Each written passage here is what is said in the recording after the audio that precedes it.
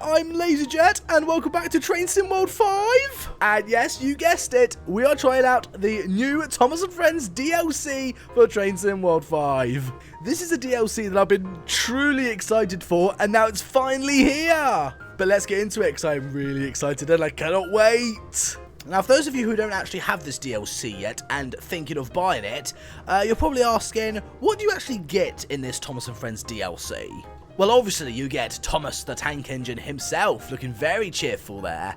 Now, I've got to be honest, I wasn't really 100% when they announced that Diesel is coming with this DLC, because I thought, like, you know, with Thomas & Friends, why not have, like, Percy or Edward or even James?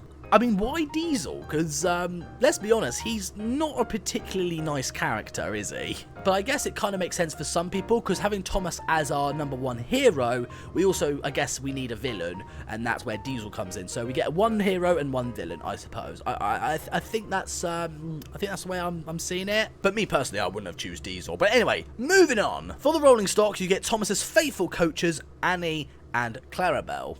And of course, we get the troublesome trucks. If you didn't want to do any passenger work and you want to do some cargo freight work, then of course we need the troublesome trucks as well. Now, the amount of detail in Thomas and Diesel and Annie and Clarabelle and the troublesome trucks is phenomenal. The detail is amazing, and, like, you know, the size and shape of everything is spot on. I mean, I just love the way Thomas looks. The shade of blue is perfect. I love the red pinstriping on his boiler. Everything about this just looks so good. Like, you can tell that this is Thomas. Now, the cool thing about this DLC is you actually get, like, a Thomas & Friends story mission, which is pretty cool because you get that narrator which tells you and explains what's happening in the story, and basically you get to control Thomas or Diesel in that story. So you kind of feels more like a Thomas & Friends game, and it doesn't actually feel like Train Sim World, which is pretty cool. But I want to give this a test drive, so let's hop on board Thomas's cab. Step right up. There we go. Now, I'm actually quite surprised of the amount of detail in Thomas's cab, because I have had a chance to actually have a look at this before starting hitting the record button, and the amount of detail is amazing in Thomas's cab. I'm actually surprised of like because we've all sort of wondered what it looks like inside Thomas's cab, and here it is, and it's quite small, but like then again, Thomas is a small tank engine, but it's a very nice cab to be in. It feels lovely in here. Now, I gotta be honest, there are a few things in this DLC that I'm particularly not happy with. One of them is the fact that when you sit or stand to drive Thomas, you've got this pretty unrealistic speedometer in the bottom right, and if you press F1, it doesn't go away, it just stays there, so that's pretty annoying. And another feature is that these levers do not move. They don't actually do anything. They're just there for show. And like, you can't move the reverser, you can't do the regulator or the brakes. They're particularly a model. They don't actually have any animation or they just don't do anything. They're just there for show, which is kind of annoying. Another thing that I don't like is that to drive Thomas and Diesel, it's only 2 buttons. You have to hold down A to move forward, and then hold down D to brake, and then hold down D again to go reverse, and then hold down A to stop, and then press A again to move forward. So the controls are really basic and really simple. Like, you cannot get any more simpler than that, but that kind of takes away sort of the driving experience. But I guess, like, you know, for younger people who want this DLC, I think it makes it more easier for the younger generation to control Thomas, which kind of makes sense. But if I was driving Thomas the Tank Engine on, like, you know, London to Brighton, for example, it is quite a long journey, so I'm going to have my finger hold down on A throughout the entire journey, and I know for a fact that will hurt my finger for, a very long time. So the controls I'm not a particularly big fan of. I think they could have done better on the controls, but, like, you know, that's just my opinion. It just kind of takes away that driving experience, and to me it kind of ruins it a little bit. And another feature that I don't like is the fact that you can't use Thomas or Diesel in the livery designer as well. So if you had any ideas to make your own livery for Thomas and Diesel, forget it, because you can't do it in the livery designer. Dovetail Games have made it very plain and clear that you cannot actually use Thomas or Diesel in the livery designer. which, like, you know, I don't know why they took that opportunity away from us, but they just did. So you can't actually use these guys in a livery designer, so, you know, that's kind of annoying as well. And the final thing that kind of bugs me is the fact that you can't actually use Thomas or Diesel to pull any other rolling stock in your Train Sim World collection. The only things you can pull is Annie and Clarabelle and the Troublesome Trucks. Like, if you wanted Thomas or Diesel to pull, like, a freight train, you can't. Or if you wanted Thomas to pull some Mark 1 coaches, you can't. Thomas and Diesel's coupling is not compatible for any other rolling stock for your Train Sim World collection, which, again, it is quite limited, which, you know, if I was going to add, like, you know, a DLC to the game, don't take away stuff, put more stuff to it so you can do more things and create cool stuff. So, yeah, those are the kind of things that I'm not particularly happy about. But anyway, those are my negative thoughts about it.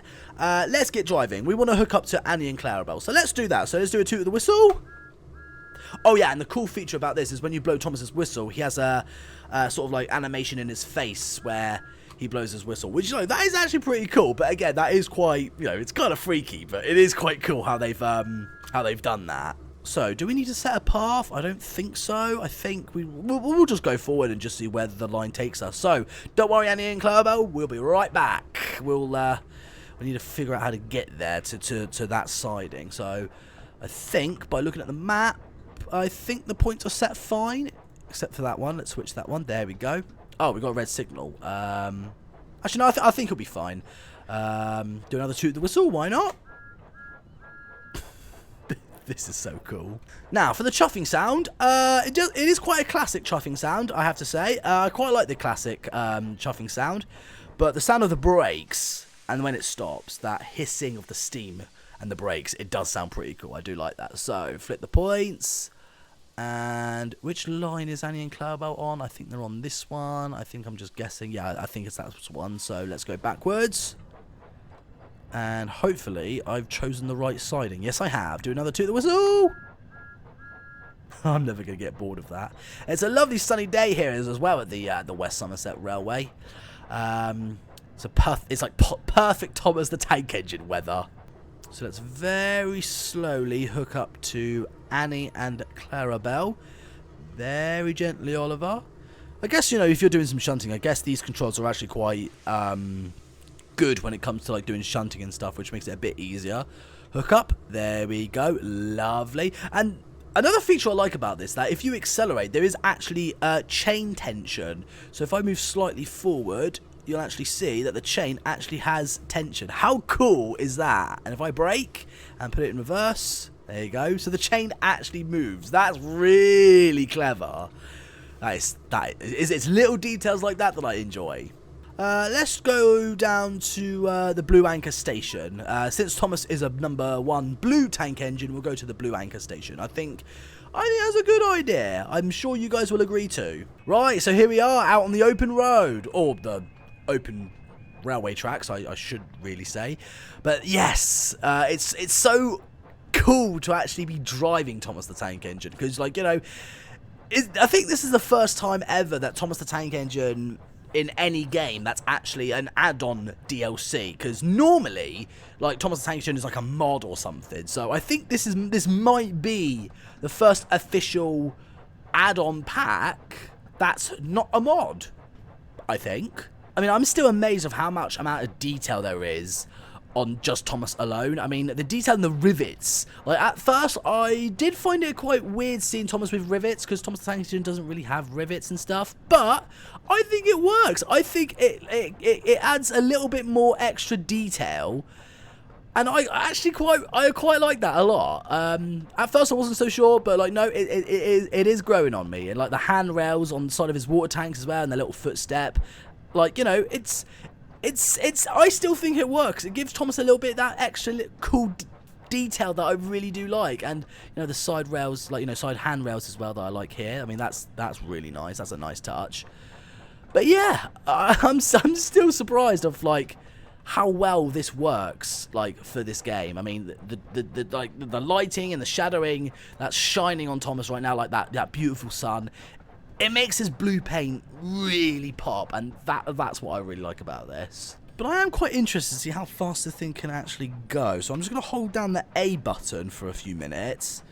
Again, I'm not a big fan of, like, you know, these controls that, you know, to drive Thomas. Like, you have to hold down the A button, because if you let go, then Thomas will actually, well, eventually will slow down and come to a stop. So if I was, again, if I was doing like a long distance journey, I'd probably have to hold down the A key for like an hour, which, you know, it's not something I had in mind, but, like, you know, I'm just gonna have to live with that, aren't I? Yes, I am. But so far, I'm doing 42 miles per hour. Not a particularly fan of that speedometer, I've got to say. It does look a bit childish, like, I suppose. Although, I guess, like most people will say, Thomas the Tank Engine is for kids, but me personally, I think Thomas the Tank Engine is for everyone. But that's just my opinion. I mean, I just wish the controls were better. The speedometer was just a normal, average, standard speedometer. Oh, look, we're at a station. Did not know we got there so quick. I think we'll start to think about slowing down, actually. We'll apply the brakes just a little bit. There you go. Bring it back down to, like, you know, we'll leave it, like, you know, in the 30s. I think 30, 38 or 37 will do just fine. Do another 2 at the whistle. Excellent. Yeah, this is like an okay-ish speed for Thomas. About 35-ish miles per hour. I think that looks fine to me. I'm still, like, you know, shocked of, like, they've actually done it. They've actually brought Thomas the Tank Engine to Train Sim World. Now, it's not perfect. I can tell you now, it's not 100% perfect. There are a lot of features in this that I don't particularly like, which I've already explained already. However, it's still a nice DLC to have. Would I buy this? Yes, because, you know, it's Thomas the Tank Engine. What's there not to like about Thomas the Tank Engine? And I really do love his cab, but I just wish you could actually, like, use the brakes and the levers and the reverser in the cab and like, you know, or maybe open the fire or something. I don't know. And I've noticed that Thomas's boiler is actually quite small. It is quite a smallish boiler. But I do like the fact they've added the shovel there. Got something for you to shovel up. You got, like, the little coal there. The coal looks fantastic. That is a cool feature. And the detail in the wood is amazing. So, like, you know, Thomas's cab is a lovely place to be. You got, like, a little torch here to light up the cab at night time, which is pretty cool. Yes, I would buy this, because this is just a great DLC to have. I mean, it's Thomas the Tank Engine. I mean, I've run out of reactions here. I don't know what to say, really. There's nothing else to say except, you know, just enjoy it, Oliver. Stop complaining. I have been complaining about this a lot in this video, I've got to be honest, but, like, you know, it's just my opinion. It's okay to have an opinion. Like, you know, I still think it's cool that Thomas the Tank Engine is in this game. I'm saying that I'm really happy with this. It's not perfect, but it will do. Oh, but we're here. We're here at the Blue Anchor Station. I think it's a very fitting name. Do a 2 at the whistle. Blue Anchor Station. Here we are. Thank you, Thomas. I think we'll stop just at the end. Yeah, but I think by the end will be a good place to stop, because that's where the signal is. So I think we'll stop just about here where the marker is. Lovely. Right there. Perfect. Objective complete. Wonderful. Oh, actually, it's quite dark over here. In fact, I'm going to go backwards, actually. Let's go backwards where the sun is, because it's quite dark over here. Maybe I should have just stopped by the station building. That would be a better idea. Because look at this sunlight. It's beautiful. Lovely. I think, yeah, right here is perfect. It's like the perfect spot for Thomas. But there you go. That is the start of Thomas the Tank Engine on the West Somerset Railway.